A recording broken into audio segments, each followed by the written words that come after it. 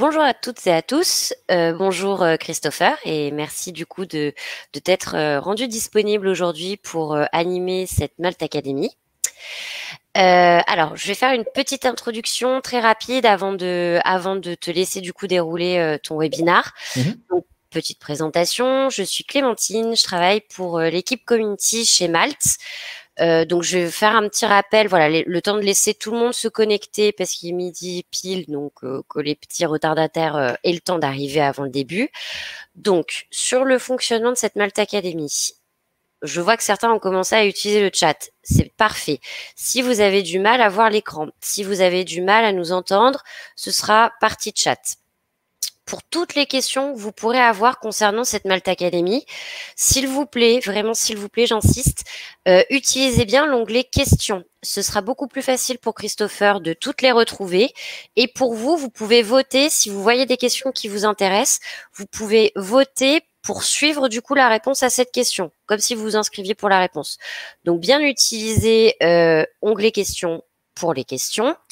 Sur cette Malte Academy, oui, elle est enregistrée. Oui, il y aura un replay qui sera disponible. Alors, les replays mettent souvent 2-3 semaines à arriver sur le site qui s'appelle malte-6 academy.fr. Je vais vous remettre le lien dans la partie chat. Vous pourrez du coup accéder à ce replay via ce lien. Et Christopher m'a glissé à l'oreillette avant qu'on se connecte en live que la présentation était déjà en ligne et qu'il allait vous la partager à la fin de ce talk. Donc, vous aurez les deux, et le replay, et la présentation. Qu'est-ce que sont les Malte Academy? Parce que là, du coup, vous voyez le nom à l'écran. Malte Academy, ça vient de Malte, parce qu'on est super originaux dans l'équipe. En gros, Malte, on est une plateforme de mise en relation entre freelance et clients. Donc, bon, anciennement, on organisait justement des meet-up et autres événements physiques pour notre communauté de freelance, suite à, différents contextes que tout le monde connaît, je pense. On est passé sur des formats, du coup, qui sont digitaux. Et on demande à des freelances ou alors des partenaires tels que Christopher aujourd'hui d'accorder du temps pour du coup notre communauté freelance, mais également communauté ensemble, pas que Malte, puisque ces événements sont ouverts à toutes et à tous en 4 langues, anglais, français, allemand et espagnol. Si vous avez des talks, que vous souhaitez proposer des sujets, je vais mettre mon adresse mail, pas hésiter à me contacter. Et si vous avez des questions sur le freelancing, sur le fonctionnement de Malte, idem, ne pas hésiter à me contacter sur l'adresse mail que je vais vous fournir dans la partie chat. Et je pense que j'ai bien parlé, j'ai bien fait mon monologue, c'est parfait. Du coup, je vais me mute, disparaître de l'écran et te laisser du coup, Christopher, dérouler ta Malte Academy. Donc, bon webinaire à toutes et à tous et on se retrouve à la fin. Merci beaucoup. Bonjour à toutes et à tous. Et donc, bienvenue dans ce webinaire consacré à comment écouter ses utilisateurs de 1 à 100 millions. Alors, je m'appelle Christopher Maneux, je suis Cloud Advocate chez Microsoft en charge des startups et de l'IoT. Et mon rôle est double chez Microsoft. Le premier, c'est d'accompagner les startups, les équipes tech des startups dans la réalisation de leur projet, plus d'un point de vue pédagogie et information qu'un accompagnement personnalisé. Et donc, je fais un certain nombre d'articles, de conférences, de contenus de formation, comme celui que je suis en train de faire aujourd'hui. Et la deuxième partie de mon métier, la deuxième casquette qui est tout aussi importante que la première, c'est justement de récolter du feedback auprès des développeurs et des entrepreneurs tech pour comprendre ce qui leur manque, pour accélérer, pour aller plus vite, pour scaler plus ou pour sortir leur prototype plus facilement et remonter ce feedback aux quelques 80-90 000 ingénieurs qu'on a chez Microsoft pour essayer de changer les produits que l'on a ou de créer de nouveaux produits pour répondre aux besoins. Voilà. Donc ça tombe bien sur le thème d'aujourd'hui. Alors pourquoi de 1 à 100 millions? Parce que j'ai une expérience très variée, que ça soit en start-up, en scale-up ou en licorne, et puis chez Microsoft avec des entreprises qui sont et des équipes tech qui sont beaucoup plus grosses. Le 1, c'est souvent quand je développe des petits logiciels pour mon père, où là je suis obligé d'écouter le seul utilisateur qui va y avoir du logiciel. Et 100 millions, eh bien, c'est le nombre de développeurs maximum que l'on peut être amené à peu près à essayer de satisfaire chez Microsoft. Le logiciel de chez Microsoft qui concerne le plus de développeurs, c'est Excel. Eh oui, Excel, on connaît tous Excel, on connaît probablement tous, et c'est peut-être le cas de certains d'entre vous, quelqu'un qui a fait un super truc dans Excel, un super tableau avec des boutons, avec des choses qui se font dynamiquement, etc. Excel est beaucoup utilisé pour prototyper des petits logiciels, pour faire des petits logiciels. Et on a d'ailleurs sorti cette semaine un nouveau langage de programmation PowerFX basé sur les formules Excel. Et on estime qu'il y a à peu près 100 millions de personnes qui développent des choses au monde avec Excel. Donc pas juste un utilisateur d'Excel classique, mais quelqu'un qui va vraiment faire du développement. Et donc, dans cette présentation, l'idée, c'est de vous montrer un petit peu les techniques que l'on peut utiliser pour être à l'écoute de ces utilisateurs, que ça soit en mode très très peu d'utilisateurs ou que ça soit comment écouter des utilisateurs en masse quand on a un produit qui a un certain succès. Alors, quand j'aborde ce sujet-là avec des gens, il y a un certain nombre de personnes qui me disent « Non, mais on n'a pas besoin d'écouter les utilisateurs, on sait exactement ce que l'on veut faire comme produit, on va perdre du temps à écouter les utilisateurs. De toute façon, les utilisateurs, ils ne savent pas ce qu'ils veulent. » Il y a même Henry Ford qui le dit, que s'il avait demandé, vous connaissez tous cette phrase, hein, si on avait demandé ce que les utilisateurs voulaient, ils voulaient des chevaux plus rapides, ils ne voulaient pas des voitures. Voilà.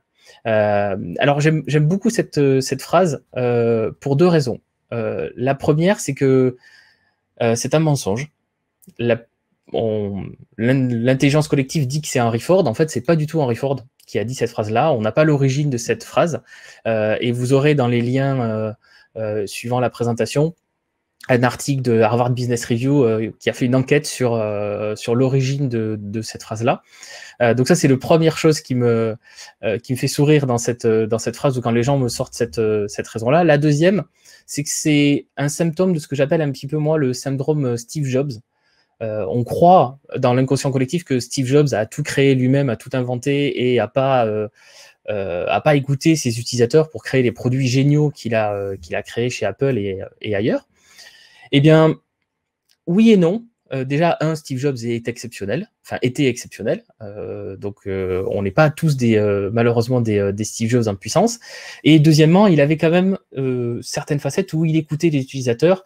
On a eu, quand il était encore chez Apple, quelques histoires où il répondait directement aux mails d'utilisateurs de produits Apple. Donc finalement, même s'il avait ses idées et sa vision du monde qui était très novatrice, il y avait quand même une partie écoute utilisateur. Et donc l'idée, c'est de ne pas retomber dans ce syndrome de l'aura de Steve Jobs en disant on a la science infuse, on développe le produit, on sait ce que veut l'utilisateur. Ça s'avère malheureusement faux dans un grand nombre de situations. Alors, qu'est-ce qu'on va voir dans cette présentation? Trois choses. La première, pourquoi écouter vos utilisateurs? Alors, si vous êtes ici, je pense que vous êtes assez convaincu par le sujet. Et j'ai vu dans les participants qu'il y avait des UX designers, qu'il y avait des graphistes, il y avait même une copywriter, qui est un métier que je trouve assez cool et qui n'est pas assez promu dans beaucoup de boîtes. Donc, mais on va essayer de vous donner quelques billes pour aller convaincre le reste de vos équipes ou de vos clients à pourquoi écouter vos utilisateurs. Ensuite, on va voir différentes techniques pour pouvoir faire cette écoute utilisateur. Et ensuite, il ne suffit pas d'écouter le feedback et de collecter le feedback. Il faut que ce feedback se transforme en réalité et donc revienne au sein de l'équipe tech, au sein de l'équipe produit. Et donc, on va voir quelques éléments pour que on passe d'un feedback qu'on a réussi à collecter d'un utilisateur à quelque chose que l'on va pouvoir mettre finalement dans les tâches d'un développeur et qui va devenir ensuite réalité. Voilà. N'hésitez pas tout au long de la présentation à me poser des questions directement dans l'onglet questions sur Livestorm. Et si vous regardez cette vidéo en replay, n'hésitez pas à me contacter sur Twitter si vous avez des questions. Alors, on va commencer par le pourquoi écouter ces utilisateurs. Et je vais vous raconter une petite histoire qui m'est arrivée il y a, je pense maintenant, 10 ans, quand j'étais consultant pour une société de stockage d'alcool. Alors, l'abus d'alcool est dangereux pour la santé. Cette société-là avait un business extrêmement particulier. En fait, elle stockait des eaux-de-vie pendant un certain temps avant que les grandes maisons de spiritueux les rachètent. Il y avait toute une partie, en fait, qui servait un petit peu de contre-banque aux agriculteurs, puisque les agriculteurs étaient payés au bout de quelques années après avoir produit l'eau-de-vie. Donc, il y avait des facilités de financement. Donc, on imagine bien la rigueur financière qu'il faut pour ça. Et puis, il y avait tout un aspect qualité, puisque le vieillissement de cette eau-de-vie fait le produit et la valeur du produit final. On lance un projet de refonte du système d'information. Cette société-là, contrairement à ses concurrents, avait choisi d'informatiser au maximum tous les process pour limiter le nombre de personnes qui devaient embaucher et pour pouvoir agrandir leur capacité de stockage. Et donc, je suis avec le directeur technique et on est en train de parler d'une opération qui est qu'à certains moments, en fait, on est obligé, les clients demandent de transvaser ce que vous voyez dans. Donc là, on voit à l'écran des fûts et des fois, ils demandent de faire des assemblages. Donc, en fait, on va prendre ce qu'il y a dans un fût, on va prendre ce qu'il y a dans un autre fût et ça vient peut-être de 2 agriculteurs différents. Eh bien, on va les rassembler ensemble pour les faire vieillir ensemble. Donc, c'est des opérations manuelles qui sont faites régulièrement, mais pour tout un tas de raisons légales, d'assurance, etc., il y a un certain nombre de contrôles qui doivent être effectués avant l'opération sur la qualité de l'eau-de-vie et après l'opération. Et le directeur technique me dit, non, cette opération, tout marche bien, il n'y a aucun souci, on ne va pas s'en occuper, on refait juste l'existant dans le nouveau logiciel et c'est tout. J'arrive à négocier de passer une demi-journée sur le terrain avec les opérateurs qui font ces manipulations-là. Et je m'aperçois qu'à un moment donné, alors qu'on est dans une espèce de petite grotte, il sort un papier, il sort un crayon, il sort une calculatrice, il sort une lampe, et il commence à faire des calculs à la main avant de saisir ce qu'il a fait sur l'ordinateur. En fait, ce process qui, d'après le directeur technique, était parfait, il n'y avait pas besoin d'y toucher, en réalité, l'opérateur de terrain devait utiliser 2 logiciels différents pour saisir la même information, mais avec 2 unités différentes. C'est comme si on saisissait des degrés Celsius et des degrés Fahrenheit pour la même opération dans deux logiciels. Et la conversion manuelle entre les deux, qui est une opération qui est assez simple à réaliser d'un point de vue mathématique et d'un point de vue code, pour n'importe quel développeur, c'est très simple. Mais en fait, comme il n'y avait pas de logiciel, c'était pas prévu, il fallait faire une conversion manuelle avec plusieurs calculs. Et du coup, tous les opérateurs de chez avaient acheté eux-mêmes une calculatrice, un crayon, et ils prenaient du papier de temps en temps au bureau pour pouvoir faire ces calculs-là. Vous imaginez bien, 1, la perte de temps et d'efficacité, 2, les erreurs de calcul qu'ils peuvent avoir pour une société qui fait du stockage. Et donc, le métier principal, c'est d'assurer que le stock est correct et sécurisé. Donc ça, c'est juste donner un exemple de la perception qu'on peut avoir et versus la réalité du terrain ou comment les utilisateurs utilisent notre produit. Alors là, cet exemple, bon, c'est un exemple sur le stockage, c'est pas quelque chose de très dramatique, à part peut-être pour l'entreprise, mais dans les notes, vous retrouverez le nom d'un livre qui s'appelle Tragic Design, qui explique comment en fait une mauvaise ergonomie a pu amener dans un certain nombre de cas des catastrophes, et y compris des catastrophes humaines, parce que le logiciel était mal fait. Là, on a un exemple de logiciel médical qui est utilisé par des infirmières dans des hôpitaux, enfin qui était utilisé par des infirmières dans des hôpitaux américains, avec une information essentielle sur un traitement. Et vous le voyez, en fait, c'est juste là, au bout de la petite flèche, c'est 2 petites lettres dans tout cet écran. C'est la chose importante qui dit qu'attention, il faut faire un traitement spécifique à ce patient-là. Bon, je suis pas sûr que toutes les infirmières, au bout de 8 heures de garde, 10 heures de garde, etc., puissent arriver à décerner ce point important. Donc, comment on fait pour changer en fait tout ça ? En fait, il faut passer d'un esprit un petit peu fermé, comme l'était ce directeur technique, en disant moi, je sais exactement ce qu'il faut pour mes utilisateurs, j'ai aucun souci, j'ai aucune question, ce process-là, il marche, à une ouverture d'esprit, une empathie, on va en reparler, où là, on va aller voir les utilisateurs, on va les observer, on va les questionner pour essayer de comprendre ce qu'on peut améliorer. Et hier après-midi, j'ai découvert quelque chose qui m'a fait énormément plaisir et un petit peu attristé, c'est qu'il y a une boîte française qui m'a un peu cassé le reste de toute ma présentation, parce qu'ils ont fait une petite vidéo de 10 minutes qui explique un grand nombre de choses que je vais vous expliquer très très bien. Et cette boîte-là, c'est Doctolib. Donc on connaît tous, je pense, Doctolib. Doctolib a annoncé hier une application pour les médecins. Donc pas juste pour la gestion d'agenda, mais pour vraiment la gestion des patients et des consultations et des ordonnances, etc. Et je vous invite vraiment à aller voir, en fait, je vous ai mis le lien en ressources, les 10-12 premières minutes de la présentation, où ils expliquent comment l'idée de faire ce logiciel-là est venue, par l'écoute utilisateur, et comment ils ont impliqué l'utilisateur à toutes les étapes de conception. Aujourd'hui, ils lancent le produit et comment ils vont impliquer les utilisateurs dans la suite de l'évolution du logiciel.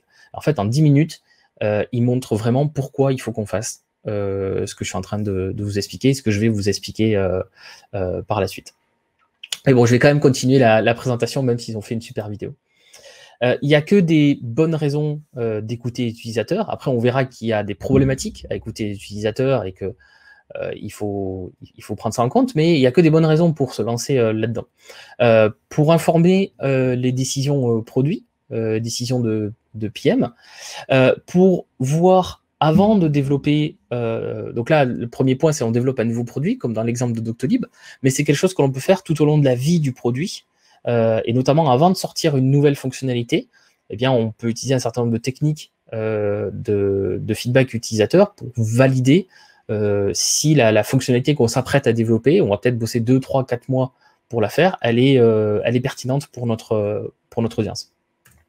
Et puis aussi pour découvrir eh bien, de nouvelles opportunités de marché, même si la mission de Doctolib n'a pas été dévaluée par cette nouvelle annonce, ils n'étaient pas sur ce créneau-là au début. Ils étaient sur le créneau de simplifier la vie administrative, et notamment la vie de tout ce qui est secrétariat dans le domaine médical. Et là, ils ont étendu, enfin, leur mission reste la même, mais ils ont trouvé une nouvelle opportunité. C'est très bien expliqué dans la vidéo, où il y avait vraiment quelque chose à faire, et ils étaient en position unique de répondre à un besoin qui était mal répondu par les autres acteurs du marché. Si vous êtes un petit peu plus du côté dev, agilité, petit rappel pour vous ou information pour tout le monde. Donc on a, en général, quand on est un petit peu dans la tech, on a entendu parler donc de la philosophie DevOps. Une des choses que l'on oublie dans la philosophie DevOps, c'est le feedback continu. Donc c'est ce qu'il y a au milieu de la boucle qui revient vers la première partie. Et quand on parle de DevOps, on est très souvent focusé sur comment on fait pour planifier ses tâches de développement et pour faire en sorte que quand le développeur il a fini son travail, ça vienne se mettre en production de manière automatique, de manière simplifiée. Et beaucoup de travail de DevOps, quand je discute avec des ingénieurs DevOps, des consultants DevOps, etc., 95% de leur travail, c'est ça. C'est finalement des systèmes de build, des systèmes de déploiement, etc. Un petit peu des fois d'opérationnel. Et il n'y a quasiment personne qui me parle de comment on écoute les utilisateurs et comment on intègre le feedback utilisateur dans le prochain planning de feature, le prochain planning de développement. Donc, il ne faut pas oublier que ça aussi, si on veut faire du DevOps pour de vrai, entre guillemets, bah, il faut intégrer cette dimension-là.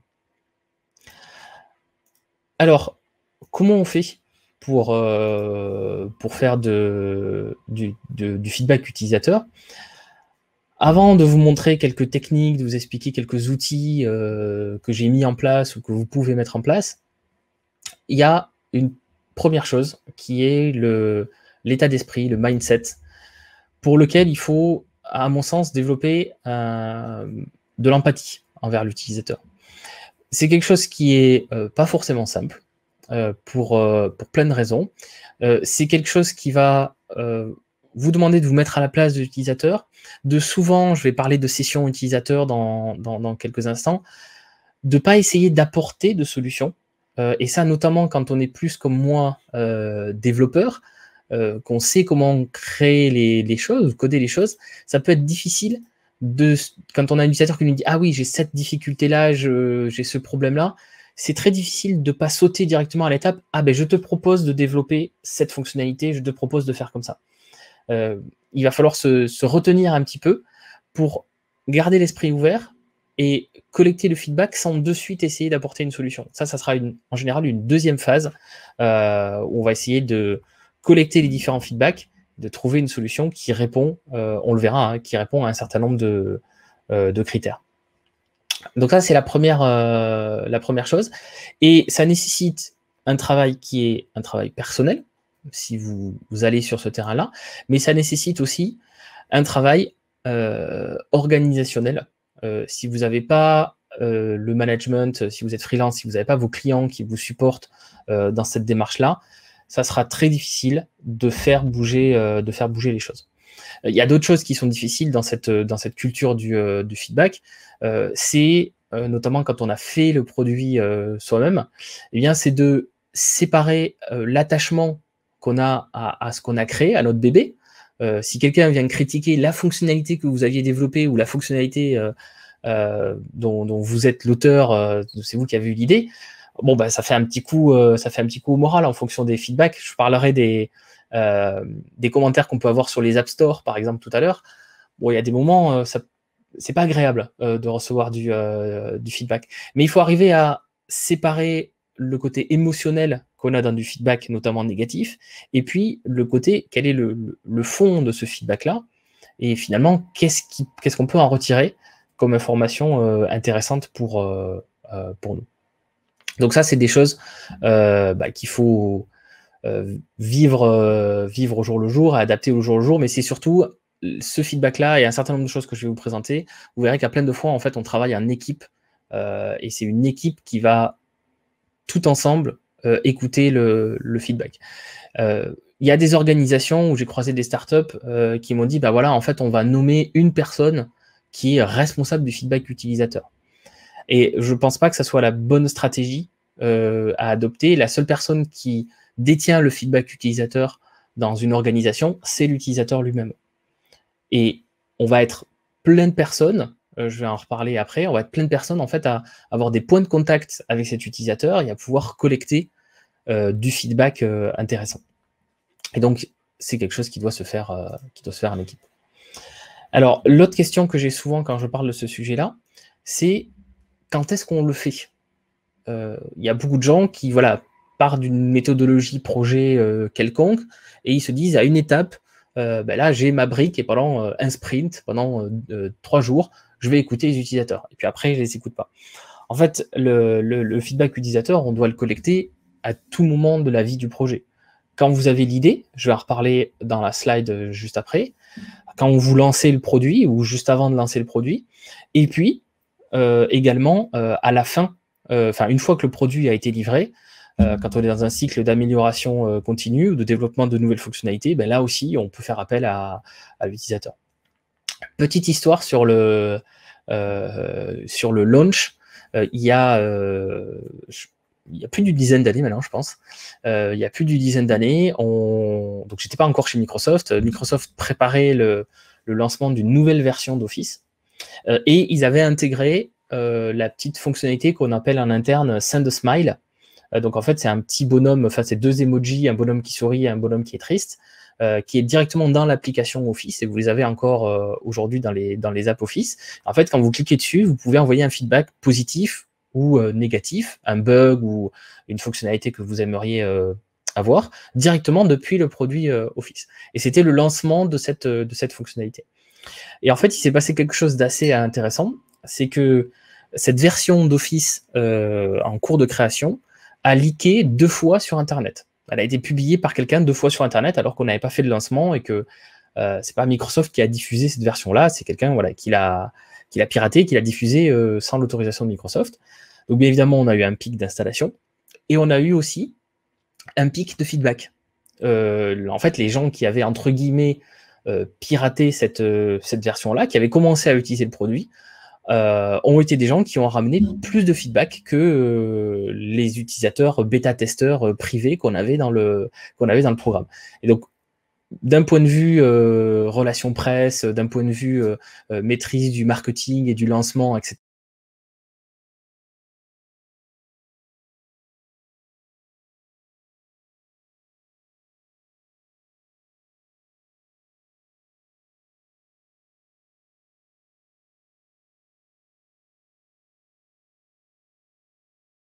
Alors, je viens de disparaître quelques instants. Normalement, je suis de retour. Je vais repartager l'écran. Ok, de retour, super. J'ai l'appli qui m'a dit que je m'étais connecté d'un autre ordinateur. Bon, si je suis revenu, c'est parfait. Donc oui, j'étais en train de dire qu'on a eu ce pic de feedback du coup lié aux gens qui avaient piraté la version, parce que ces gens-là étaient probablement un petit peu plus geeks que les autres, et donc envoyaient du feedback de manière plus régulière. Voilà. Et ça a beaucoup aidé l'équipe Office avant le lancement à s'assurer que le produit était correct, même si, comme je disais, d'un point de vue relation presse et message marketing du lancement, cette équipe-là, par contre, était un peu moins ravie du leak de Office. Alors, le reste de la présentation, on va être surtout concentré sur je suis déjà dans une équipe, j'ai déjà un produit qui est en ligne avec des utilisateurs et comment je fais pour l'améliorer de manière continuelle. Mais je vais quand même en 2 slides parler de comment on peut faire ça quand on lance un nouveau projet from scratch. Donc, par exemple, dans le cas d'une startup qui se lancerait quelqu'un qui créerait une startup donc avec un nouveau produit. Une des méthodologies dont vous avez peut-être déjà entendu parler, notamment ceux qui sont déjà UX designers, c'est ce qu'on appelle le design sprint. L'idée du design sprint, c'est de partir d'une problématique à un prototype qui a été testé avec des utilisateurs en seulement 5 jours. Si vous regardez la vidéo de Doctolib, alors j'ai pas pingé les gens que je connais chez Doctolib encore. Je pense qu'ils ont utilisé certaines de ces techniques-là au vu de la vidéo. Et le programme de la semaine est celui-ci. Donc en fait, il y a 3 jours, lundi, mardi, mercredi, qui sont plus des jours d'idéation. Donc trouver des idées, trouver des bloqueurs, confronter les idées et ensuite converger vers un point pour créer un prototype, pour valider nos hypothèses. Le jeudi, c'est l'étape où on crée le prototype. Des fois, c'est que du PowerPoint, etc. C'est quelque chose de totalement fictif. Mais l'idée, c'est le vendredi de passer la journée entière avec des gens qui sont nos potentiels futurs utilisateurs et de leur mettre quelque chose entre les mains qu'ils peuvent utiliser, même si c'est très bloqué. Bien évidemment, en un jour, on n'a pas développé les vraies fonctionnalités. Ce n'est qu'un prototype. Mais pour être sûr qu'on a bien répondu à la problématique, qu'on est parti sur la bonne voie, sur la bonne piste. En termes d'ouverture d'esprit, par exemple, une des techniques qui est utilisée, c'est de ne pas écrire. Donc il y a toute une étape sur le mapping où on cherche les problèmes à identifier et à résoudre.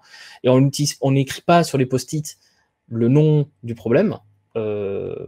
On n'arrive pas à s'inscrire, mais on utilise une phrase qui est How might we? Comment pourrait-on?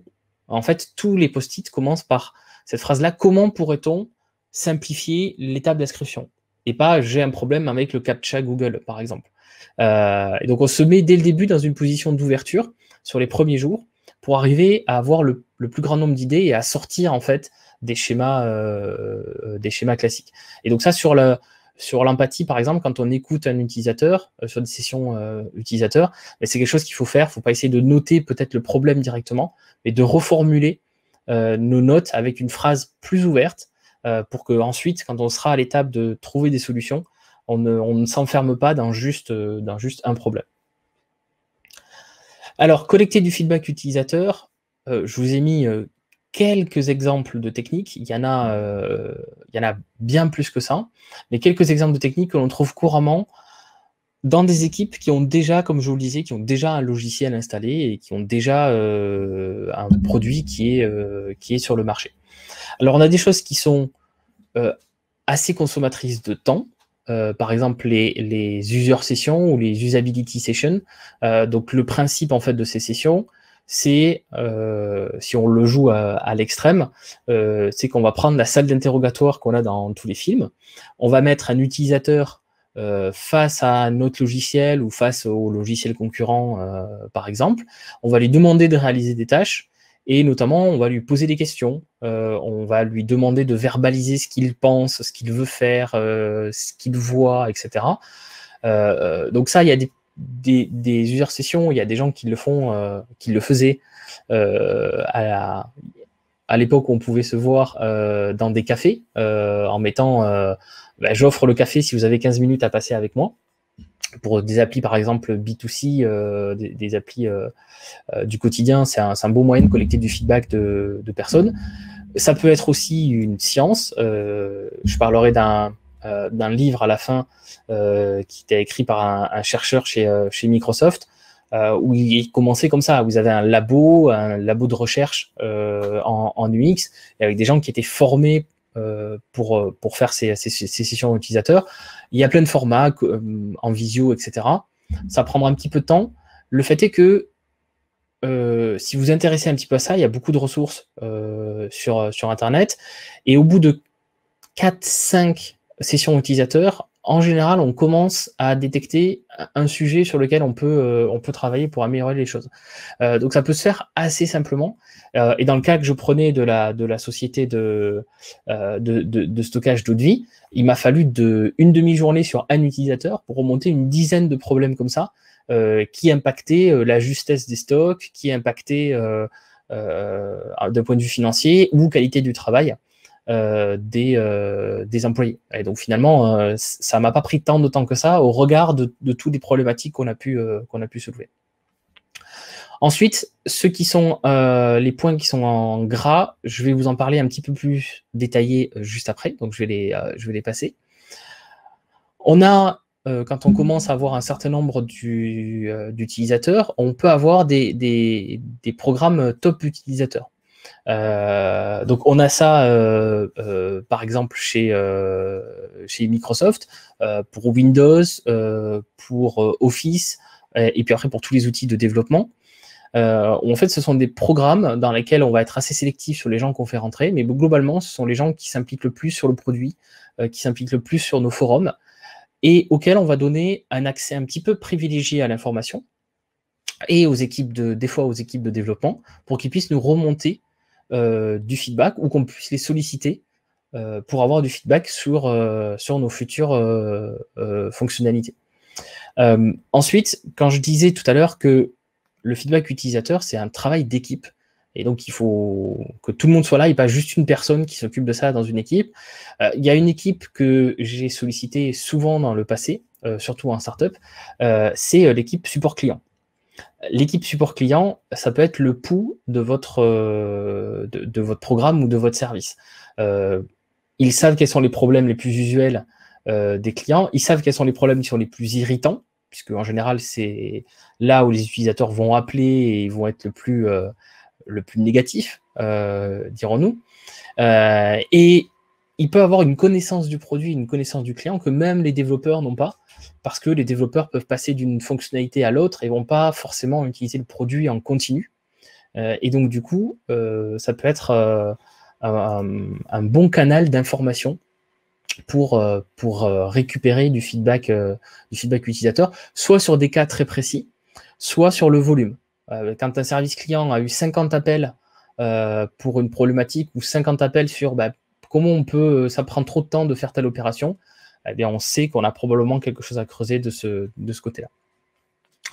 Ensuite, on peut avoir, alors là on s'adresse à des structures qui sont un petit peu plus grosses en général, notamment des startups, scale-up, SaaS par exemple, où on a ce qu'on appelle des user advocacy teams. Donc par exemple les Customer Success Managers, qui sont là pour aider les clients à onboarder sur le produit, et répondre aux problématiques du produit, et être sûr que le client a une bonne expérience. Eh bien, ces gens-là sont au contact du client, sont au contact du client à des moments qui sont critiques, et donc du coup ont en général un super feedback. Dans certaines équipes qui font des produits qui s'adressent à des développeurs, donc comme Microsoft, on peut avoir aussi des advocates dont le travail est de sortir du bureau et d'aller justement au contact des utilisateurs pour aller récupérer du feedback. Et puis après, on peut avoir d'autres programmes qui existent pour simplifier ça. Donc ça, c'est plus des outils et des programmes. Et là, on va rentrer du coup dans le détail de quelques-uns de ces programmes et comment on les implante et à quoi ils peuvent nous servir. Alors, les communautés utilisateurs, c'est quelque chose qui peut être extrêmement puissant, qui peut être chronophage d'une certaine partie, mais qui peut vraiment aider à scaler le support, par exemple, quand on a des bases de connaissances qui sont en ligne et qui sont plus ou moins communautaires, ou en utilisant des produits comme User Voice, donc ça c'est l'écran que vous avez sur la copie d'écran que vous avez sur la gauche, où les utilisateurs peuvent proposer une fonctionnalité et les autres utilisateurs peuvent voter pour la fonctionnalité. Donc ça, c'est un moyen assez simple, finalement, de savoir ce dont les gens ont besoin. Ou en tout cas, quelles sont les problématiques qui sont intéressantes pour vos utilisateurs actuels. Alors après, on peut, je ne dis pas qu'il faut tous les mois, par exemple, implémenter les top 3 fonctionnalités. On verra tout à l'heure comment on passe du feedback à un item de développement. Mais c'est des données intéressantes et souvent, c'est des fonctionnalités qui peuvent être intéressantes à implémenter. Et après, on a des communautés qui sont là, pas forcément orientées directement sur la priorisation des fonctionnalités, mais qui sont plus orientées sur l'entraide entre utilisateurs. Et en écoutant ce qui se passe sur les communautés, on peut détecter des problématiques ou des solutions de contournement qui sont apportées par certains utilisateurs, et de là, en déduire des améliorations du produit. Le meilleur exemple que j'ai là-dessus, c'est l'exemple de Doctolib Médecin, dont je vous parlais tout à l'heure, puisque Doctolib Médecin, ils ont décidé de créer le produit suite à des discussions qu'il y a eu sur la communauté Doctolib, qui est une communauté en ligne pour les médecins qui utilisent la plateforme Doctolib. Donc ça peut aller jusqu'à on crée un nouveau produit dans notre organisation en écoutant ce que la communauté disait. Voilà. Autre source d'information qui peut être intéressante si vous développez des applications mobiles, c'est les reviews des applications mobiles. Par le passé, j'ai été chez Deezer dans les équipes mobiles et on faisait attention tout particulièrement aux reviews des applications mobiles. Et on était focusé dans mon équipe sur les reviews à 1 étoile. Donc, a priori, les plus mauvaises. Et ce qu'on faisait, c'est qu'on avait une review toutes les semaines. Donc, toutes les semaines, il y avait quelqu'un dans l'équipe et on faisait tourner cette personne-là qui passait en revue toutes les notes qu'on avait reçues dans l'application à 1 étoile et qui essayait de les classer dans différentes catégories. Performance, connexion, demande de fonctionnalité, bug. Et après, de temps en temps, on avait des périodes dans l'année où on faisait un focus particulier sur un ensemble de fonctionnalités. Et donc, quand on était dans le focus, par exemple, sur votre bibliothèque musicale, eh bien, on s'attachait à regarder s'il y avait des commentaires qui concernaient la bibliothèque musicale, par exemple. Donc, une fois qu'on avait cette compilation qui était faite par un seul développeur dans l'équipe, eh bien, on l'a partagée dans un meeting d'équipe. On revoyait en fait les feedbacks tous ensemble et voir si on pouvait en faire quelque chose, si on pouvait changer les choses. Lire les app reviews, surtout quand vous êtes le développeur de l'application mobile ou le product owner ou le designer qui a travaillé dessus. Comme je vous le disais sur l'empathie, ça peut avoir une charge émotionnelle qui est extrêmement importante. Parce que les gens ne sont pas toujours très tendres en commentant sur les stores d'applications. Il faut arriver, donc comme je disais, de se détacher un petit peu de ça. Nous, on avait une règle, c'est qu'on ne lisait jamais les commentaires sur le store le vendredi. Comme ça, on pouvait passer un bon week-end. On gardait les mauvais commentaires pour le lundi matin. Mais des fois, ça peut donner de belles découvertes. On ne s'interdisait pas de lire les commentaires à 5 étoiles. Et je me rappelle d'une utilisatrice qui nous a commenté que grâce à une mise à jour de la partie audio de l'application qu'on avait faite, son casque Bluetooth était maintenant compatible et on était les seuls sur la plateforme mobile, la seule appli de streaming musical à être compatible avec ça. Cette personne était fortement malentendante et grâce à son casque spécial, elle pouvait à nouveau, entre guillemets, entendre la musique, en tout cas ressentir la musique, parce qu'on avait implémenté quelque chose de technique qu'on n'avait absolument pas fait pour son cas d'usage. C'était juste pour un problème de compatibilité. Donc dans ces cas-là, ça fait aussi du bien d'écouter les utilisateurs. Alors, les app reviews, c'est bien, mais même s'il y a, certains d'entre vous en connaissent peut-être, il y a plein de petites techniques pour essayer de pousser les bons utilisateurs, les utilisateurs qui ont une bonne expérience à aller sur la review et les mauvais utilisateurs plutôt à créer un ticket au support. C'est compliqué d'avoir un support qui est exhaustif, enfin du feedback qui est exhaustif sur l'App Store, et c'est très compliqué à évaluer. Je vous parlerai tout à l'heure du triage du feedback, et c'est très compliqué sur les App Store. Quand on a créé à Deezer une nouvelle version de l'application pour la sortie de Windows 10, on s'est dit qu'on allait intégrer un formulaire de feedback directement au sein de l'application. Donc vous voyez le formulaire à l'écran, c'est très très simple. Je pense que n'importe quel développeur peut implémenter ce genre de formulaire. Et il n'y avait pas grand-chose. Un problème, est-ce que c'est un problème, un bug, ou est-ce que c'est une suggestion? Un petit titre, et puis après, on avait une zone de texte où la personne pouvait écrire quasiment autant qu'elle voulait pour nous décrire le problème. Et pour la première version, on avait fait quelque chose de très très simple d'un point de vue technique. C'est que quand on cliquait sur envoyer le feedback, en fait, ça ouvrait le client mail de l'utilisateur et ça nous envoyait un email. Comme ça, on avait le contact de l'utilisateur et on pouvait répondre et avoir une discussion avec cet utilisateur si jamais on avait besoin de plus de commentaires ou si on avait résolu le problème dans une future version. Donc ça, c'est quelque chose d'extrêmement simple à implémenter. Je pense que n'importe quelle application peut passer un petit peu de temps à implémenter cette fonctionnalité. On avait ajouté une petite chose, c'est que vous voyez un petit fichier attaché, un fichier joint à cet email qui contient en fait un certain nombre d'informations techniques, notamment sur la version de l'application, sur quel périphérique cette application est exécutée. Donc ça, c'est toutes des informations de contexte qui sont des fois très importantes pour comprendre quel est le problème qui est soulevé par l'utilisateur. Bon, pour tout vous avouer, on a eu un petit problème en faisant ça, puisque en l'espace de, ça devait être un sprint, donc 15 jours, on a reçu plus de 2000 feedbacks utilisateurs par ce biais-là, alors qu'on n'a pas mis de publicité particulière pour ce feedback. Il fallait aller dans à propos de l'application, et dans à propos de l'application, il y avait envoyez-nous un message.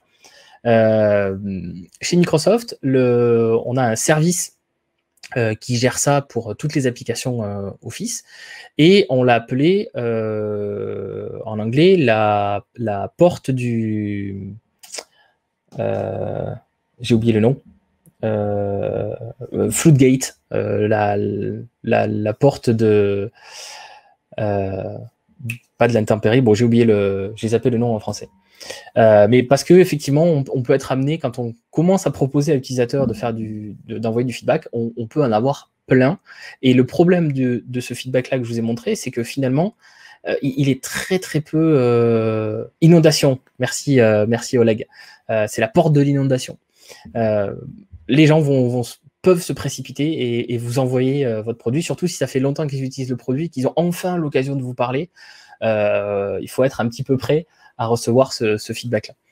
Donc c'était très bien, mais on avait le problème de ne pas arriver à trier ce feedback-là de manière efficace. Et il y a plein de commentaires qu'on n'a malheureusement jamais lus, parce qu'on n'avait pas le temps disponible pour le faire. Je vais vous remettre la slide. Vous le voyez ici, c'est du feedback très générique. Donc c'est très très simple à implémenter, mais c'est du feedback très générique qui va demander à vous, équipe de développement, de faire tout l'effort de tri, finalement, dans tout ce feedback que vous pouvez recevoir. À certains moments, avant de développer une nouvelle fonctionnalité ou quand vous êtes en bêta-test, ça peut être intéressant de demander du feedback qui est beaucoup plus ciblé à l'utilisateur et de le faire dans le produit. Donc, on appelle ça du micro-feedback. Et là, je vous montre un exemple sur un produit Azure, donc le cloud de Microsoft, qui s'adresse... ce produit-là, c'est un cache Redis, s'il y a des devs qui sont là. Et en fait, l'idée, c'est que quand on va supprimer ce service-là dans notre abonnement, eh bien, on peut directement cliquer sur supprimer. Alors, c'est en dehors de la slide, mais il y a un gros bouton supprimer. On peut directement cliquer sur supprimer sans rien remplir. Mais sinon, si on a un peu de temps, eh bien, vous voyez, on a un petit sondage, en fait, sur pourquoi on est en train de supprimer cette instance-là. Il peut y avoir de très bonnes raisons. C'était pour faire un test, c'était un environnement de développement, et maintenant on n'en a plus besoin parce qu'on arrête le développement et on a l'environnement de production. Ou ça peut être, j'ai jamais réussi à faire marcher ce service-là, à le connecter à mon application, les performances n'étaient pas bonnes, je l'ai utilisé pendant un mois, j'ai reçu la facture, c'est trop cher pour ce dont j'ai à faire. Et donc ça, c'est des décisions qui vont informer à la fois le côté tech, mais potentiellement aussi le côté business sur pourquoi on fait ça. Et l'expérience de récupération du feedback pour l'utilisateur est extrêmement simple. C'est dans son processus de travail, il n'y a pas une étape en plus, il ne reçoit pas ou elle ne reçoit pas un email pour lui demander de remplir un sondage de 5 minutes qui en fait a 40 questions. Il y a juste une question, un champ de texte, et c'est tout, et on peut le zapper en cliquant directement sur le bouton supprimer. Pour vous montrer d'autres exemples chez Microsoft de microfeedback, on a il y a quelque temps retravaillé sur la recherche dans Outlook pour les entreprises. Et on avait, vous voyez, cette petite barre là qui était au-dessus des résultats de recherche que j'ai effacé ici, en vous demandant est-ce qu'on a travaillé, est-ce que vous avez trouvé ce que vous cherchiez en faisant cette recherche-là. Si je faisais oui, très bien. Si je faisais non, j'avais cet écran-là. Est-ce que vous avez encore un peu de temps pour envoyer plus de feedback? Et si vous cliquez sur oui, là vous aviez encore une fois un formulaire très précis sur quelles sont les typologies d'erreurs ou de problématiques que vous aviez rencontrées lorsque vous avez fait cette action utilisateur. Et pourquoi je vous montre ça? C'est pas tant pour le principe du microfeedback, parce que l'exemple d'Azure, je pense, j'espère qu'il était assez clair, mais c'est pour vous montrer comment c'est implémenté derrière. Puisque en fait on a créé un component, donc là pour les devs c'est un composant React. En fait on a créé une petite brique logicielle qu'un développeur peut mettre en place dans n'importe quelle partie des applications Office ou d'autres services pour collecter du feedback. L'idée derrière, c'est que un chef de produit, un PM ou un UX designer ne doit pas se battre avec l'équipe de dev pendant des jours pour qu'on puisse implémenter un formulaire de ce type. En fait, le formulaire de ce type, il doit prendre 2 minutes à implémenter pour qu'on puisse en faire plein régulièrement quand on en a besoin. Alors l'idée, c'est pas de transformer son application en sapin de Noël du feedback, mais l'idée, c'est que à un moment précis, on doit pouvoir implémenter ce système de micro-feedback très simplement dans l'application. Et donc là, il y a plein de moyens de l'implémenter ce système-là en quelques heures, quel que soit votre stack techno. Donc l'idée, c'est vraiment ça du micro-feedback, c'est ne pas gêner l'utilisateur, avoir cette information très précise versus du feedback assez ouvert, comme on peut l'avoir sur les forums, comme on peut l'avoir sur le premier formulaire de feedback que je vous ai montré, et en même temps, ne pas gêner l'équipe de développement en faisant une tâche de plusieurs semaines pour rajouter ce genre de formulaire dans l'application. Alors, tout ce que je vous ai montré là, c'est jusqu'à présent des techniques où on écoute l'utilisateur. C'est l'utilisateur qui va écrire quelque chose, ou alors on est dans des sessions utilisateurs, on va la voir par Skype, on va la voir en physique en train de nous expliquer comment il fait les choses. Faut-il encore qu'il nous dise la vérité quand on l'écoute? Et malheureusement, c'est pas tout le temps le cas. Je prends mon exemple, je dis régulièrement ça, que je suis au régime ou que je vais me mettre au régime, et puis il suffit que je passe devant un petit Kunyaman pour craquer. Et pourtant, j'ai dit, si on m'avait écouté, si on m'avait fait un sondage utilisateur, ah oui, je vais cocher la case, oui, je suis au régime, pas de souci. Dans la réalité des faits, les gens vont pas forcément vous dire la vérité, soit tout simplement par oubli, parce que des fois, vous allez leur poser une question extrêmement précise, et quand un utilisateur fait 50 opérations par jour dans votre logiciel, il va oublier qu'il a fait une opération, parce que c'est devenu un automatisme, parce que par habitude, parce que c'est quelque chose qui fait sans même y penser. ou des fois par convention sociale. Surtout si vous rassemblez dans des petits focus group 4, 5, 6 utilisateurs, bah, il suffit qu'il y ait 2 utilisateurs qui disent « Ah oui, oui, moi je fais comme ça ». Le troisième, par convention sociale, pourrait dire « Bah oui, je fais aussi comme ça ». Donc il y a tout un tas de biais cognitifs qui font que si on fait que écouter les utilisateurs, on risque de passer à côté de certaines choses ou on risque de ne pas implémenter réellement la bonne solution. Donc en plus d'écouter les utilisateurs, par tous les moyens que je vous ai montrés, il faut aussi avoir un moyen de voir ce que font les utilisateurs. Et c'est là où la télémétrie dans les applications est pour moi essentielle au développement de n'importe quelle application, n'importe quel logiciel. Donc il y a plein de moyens de faire de la télémétrie. On pourra en discuter un petit peu dans les questions-réponses. Mais c'est quelque chose qui est fondamental. Et c'est encore plus intéressant si vous arrivez à lier la télémétrie avec le feedback utilisateur. Comme je vous ai montré le petit fichier, en fait, on avait un ID utilisateur, c'est-à-dire que quand on recevait le feedback d'utilisateur, on pouvait savoir quelles étaient les actions qu'avait fait l'utilisateur dans la journée d'avant sur notre applicatif. Donc ça, c'est extrêmement intéressant. Dans une des équipes d'Azure qui travaille sur les produits de développement, on a ce qu'on appelle une definition of done. Donc la definition of done, c'est tout simplement une liste de critères sur lesquels on s'est accordé dans l'équipe de développement pour dire cette tâche de développement, cette fonctionnalité-là, c'est bon, elle est finie, elle est terminée. Donc souvent, dans cette definition of done, on a fait des tests unitaires, c'est passé en production, on a écrit la documentation, etc. Notre definition of done dans une des équipes Azure, c'est la suivante.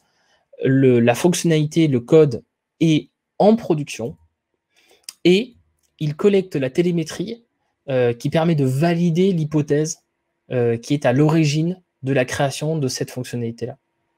Je vous montrerai un exemple, un morceau d'exemple tout à l'heure de télémétrie, mais en fait, quand on est en train de penser à la fonctionnalité, on pense aussi à comment on va mesurer qu'on a bien fait de mettre en production cette fonctionnalité-là.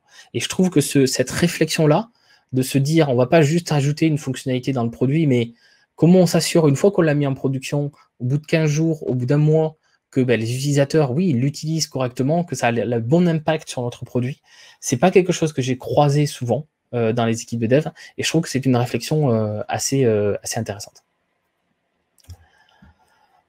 Alors, dernière partie de la présentation, et n'hésitez pas dès maintenant à commencer à poser des questions si vous en avez, même si j'aurai encore du temps pour répondre à vos questions à la fin de la présentation.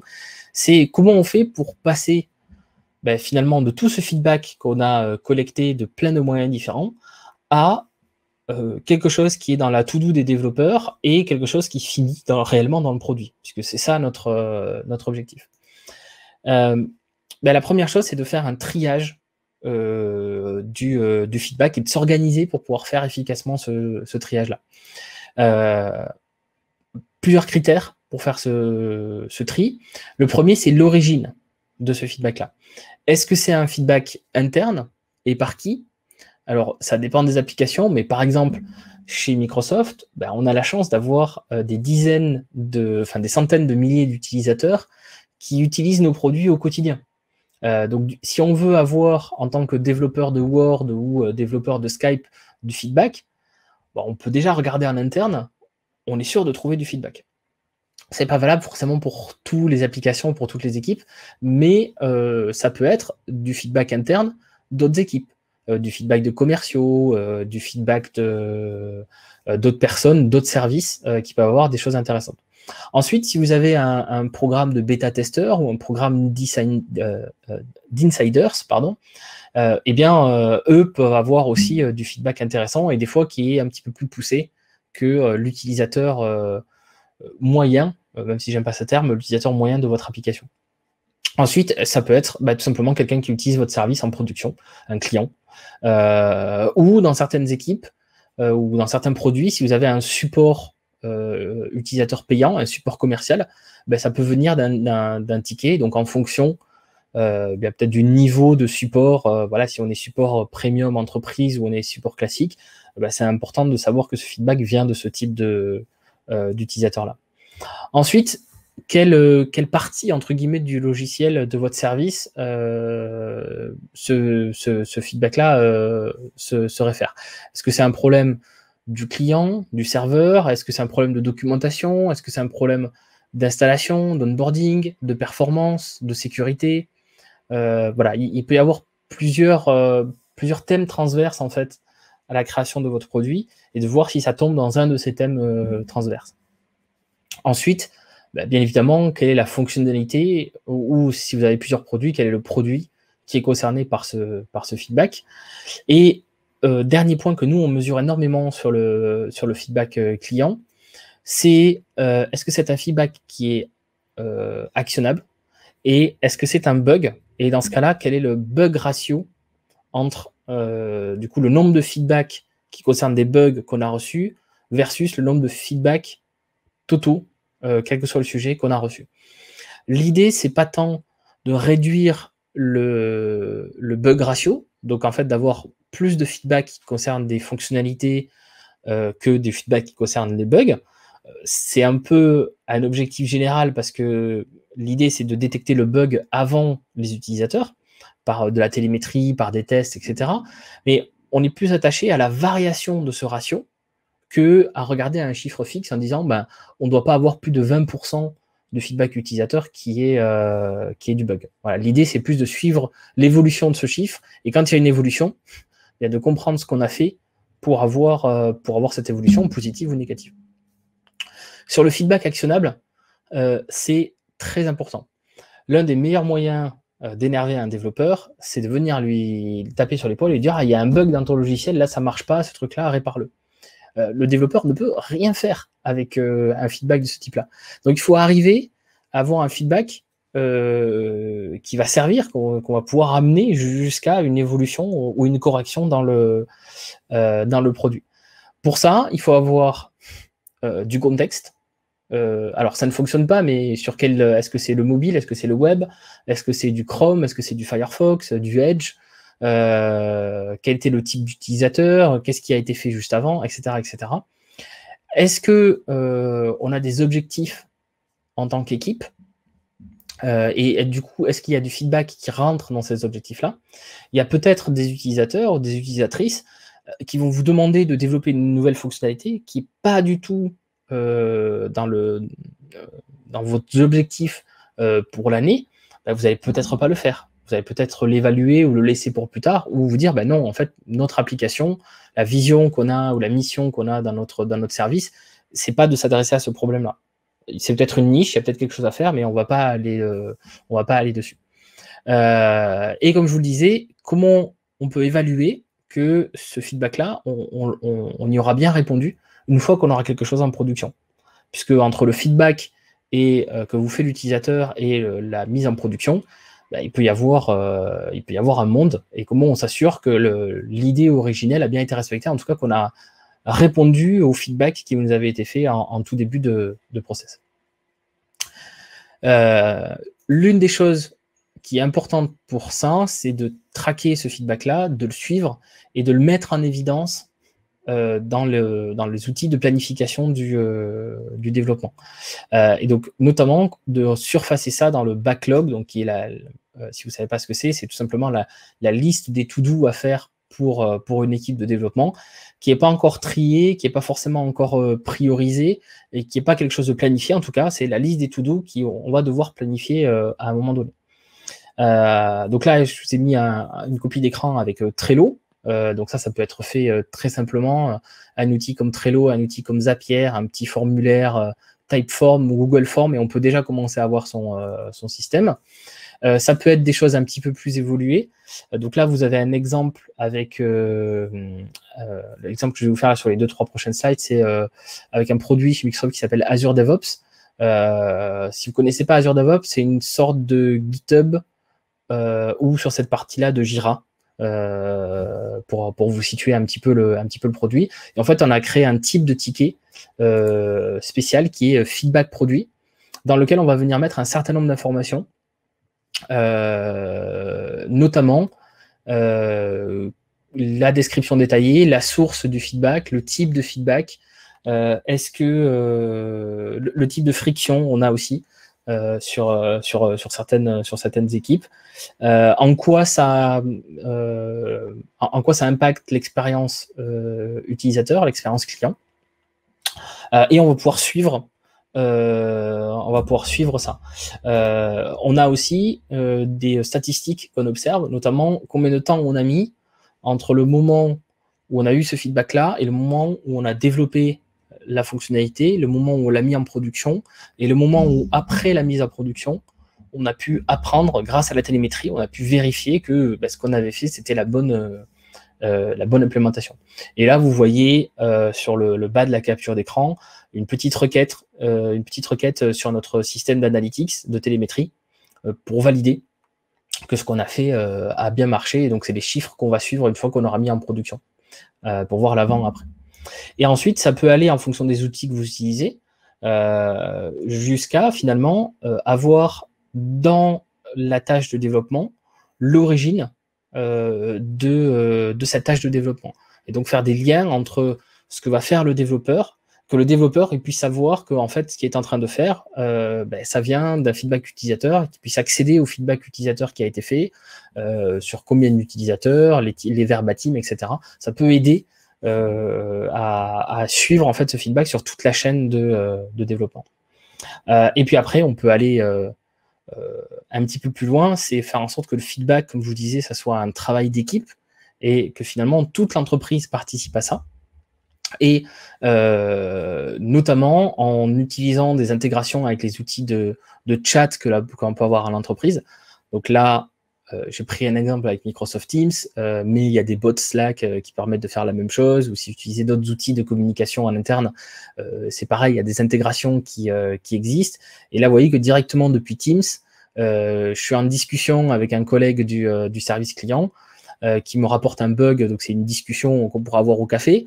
Et bien là, directement, dans la conversation, je vais pouvoir aller chercher un produit de feedback ou créer un produit de feedback directement depuis la conversation et éventuellement la repartager ensuite quand je suis dans une conversation avec quelqu'un d'autre. Je vais pouvoir aller chercher les bugs qui existent ou les produits de feedback et dire attends, est-ce que ça correspond à ça, va voir ce produit de feedback qu'on a déjà identifié, est-ce que ça correspond à ça. Alors pour finir cette présentation, avant de passer aux questions-réponses, insuffler cette dynamique d'écoute utilisateur au sein d'une équipe, au sein d'une organisation, c'est quelque chose qui peut prendre du temps, mais qui peut avoir de beaux succès. Un des exemples que j'ai, puisque c'est un des sujets sur lesquels je me suis battu pour que l'équipe le prenne en compte, c'est dans Outlook, si vous êtes utilisateur d'Outlook, la synchronisation des signatures de mail à travers vos différents clients. C'est une fonctionnalité qui a été remontée par un collègue de Microsoft en juin 2017 et en septembre 2019, l'équipe produit a répondu sur le user voice en disant oui, on va travailler dessus. Et c'est une fonctionnalité qui est en preview à l'heure actuelle. Donc vous voyez, ça a mis des années avant que ce feedback utilisateur soit finalement considéré, mais c'est quelque chose qui est arrivé. Alors, je vais vous donner le lien à la fin des slides là pour accéder à la biographie, accéder aux slides, etc.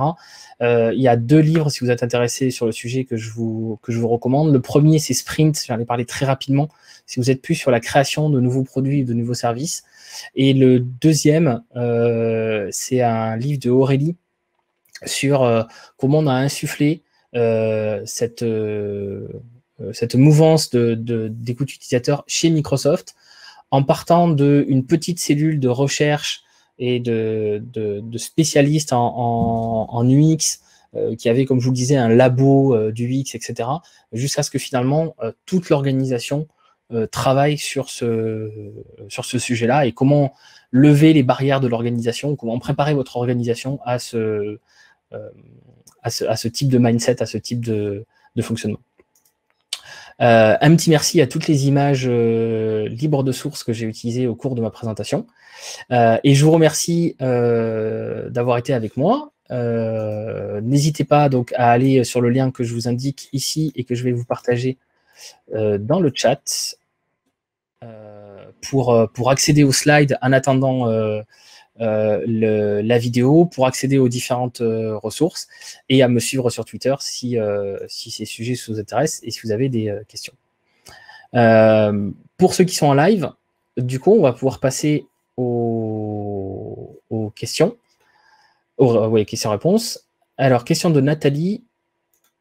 Je pense que je vais cliquer sur démarrer la réponse en direct. Donc, question de Nathalie. Vous avez dit qu'il fallait rester neutre. Si on réalise des interviews utilisateurs, dans le rapport de synthèse, on ne fait que de la restitution. On n'est pas censé être force de proposition en faisant des préconisations. Alors, c'est une bonne question. Ça va dépendre de votre organisation, de votre méthodologie et de finalement quel est le temps que vous avez alloué à ça. Moi, ce que je conseille en général, c'est qu'il va y avoir quelques personnes qui vont s'occuper en fait de faire ces interviews utilisateurs. Les interviews utilisateurs, ça peut prendre du temps, il faut les planifier, il faut un agenda, il faut des gens qui sont disponibles. Souvent, on a un protocole. C'est rare qu'on les mette devant un écran, qu'on leur dit « Allez, fais ce que tu veux avec l'application ». En général, on va vouloir tester une partie de l'application particulière ou une fonctionnalité. On va vouloir détecter quelque chose. On a un thème, finalement, quand on se lance dans une interview utilisateur. Donc, on va établir tout ce protocole, etc. Donc ça va demander un gros travail de collaboration en amont. Ensuite, il faut être disponible pour dérouler l'interview utilisateur. Et ensuite, il y a effectivement ce rapport de synthèse. Et là, ça va dépendre un petit peu de quel est votre positionnement. Ma préférence, c'est de faire un rapport de synthèse qui est finalement assez factuel, parce que derrière, on va avoir des sessions de brainstorming, d'idéation, de co-création, où en fait on va, de ces interviews utilisateurs, découler une ou deux problématiques à laquelle on veut s'attaquer, des facteurs de succès, et ensuite on va mettre les gens en condition d'idéation. Après, dans un mode par exemple peut-être plus freelance, où on vous dit, ben voilà, vous avez 10 jours pour essayer de trouver ce qui ne va pas dans notre logiciel, on a des utilisateurs qui se plaignent. Oui, peut-être que dans un mode comme ça, il faudra faire l'étape d'après, qui est effectivement faire des préconisations, soit très très concrètes, soit des pistes de réflexion à évaluer. Alors, autre question de Delphine. Avez-vous des conseils pour recueillir des feedbacks clients sur les prestations de services, par exemple un accompagnement en communication pour les ONG, qui effectivement est un secteur très spécifique. Alors, c'est vrai que là, toute ma présentation, c'est très orienté produit, ou quand je dis service, c'est une application en ligne, quoi, une application en mode SaaS, comme Salesforce, Office, etc. Et j'ai assez peu parlé de si c'est du service humain. Donc ça pourrait être effectivement un accompagnement en communication, ça pourrait être un coach sportif. Voilà, comment on fait pour collecter du feedback dans ces cas-là? Il y a des choses assez classiques qu'on peut demander. On peut faire un petit typeform, un petit formulaire de feedback, avoir une question de type NPS, Net Promoter Score, où on va demander sur une échelle de 1 à 10, est-ce que vous recommanderiez notre service à un ami, ou est-ce que vous referiez appel à nous dans le futur? Ce qui va être peut-être compliqué si on fait ce genre de choses, c'est qu'on va avoir des données quantitatives qui sont plus ou moins pertinentes. Il y a beaucoup de littérature notamment sur les NPS et leur pertinence. Ce qui va être compliqué, c'est de détecter ce qu'il faut pour s'améliorer. Et donc là, c'est peut-être un temps à prendre si on est en prestation de service, on doit avoir un référent dans l'entreprise. Si c'est pas la personne avec laquelle on doit avoir un référent, ou la personne avec qui on a fait la contractualisation, et peut-être prendre un temps à la fin de la prestation en disant voilà, qu'est-ce qui n'a bien marché, pas bien marché. Et là, on peut s'inspirer des rétrospectives qui sont faites dans les équipes agiles, Donc là, il suffit de taper Scrum rétrospective sur Internet pour trouver tout un tas d'idées pour animer la rétrospective en me posant des questions. Qu'est-ce qu'il faut voilà. Imaginons que je revienne faire une mission chez vous. Quelles sont les choses qu'il faut que je continue de faire? Quelles sont les choses qu'il faut que j'arrête de faire? Et est-ce qu'il y a des choses que j'ai pas fait auxquelles vous attendiez vous attendiez que je fasse ces choses et finalement je les ai pas fait. Il y a un autre modèle, c'est le bateau. Qu'est-ce qui vous a ralenti? J'étais là pour vous aider, mais est-ce qu'il y a des points où je vous ai ralenti vous au lieu de vous aider? Donc ça, c'est des ensembles de questions qui peuvent animer une discussion, mais à mon avis, si on va avoir du feedback de qualité sur ce genre de choses, c'est un feedback qu'on doit avoir de personne à personne, alors en physique ou en visio, mais ça sera difficile de passer par un formulaire pour avoir du feedback de qualité du feedback actionnable, du feedback sur lequel on puisse se baser pour s'améliorer.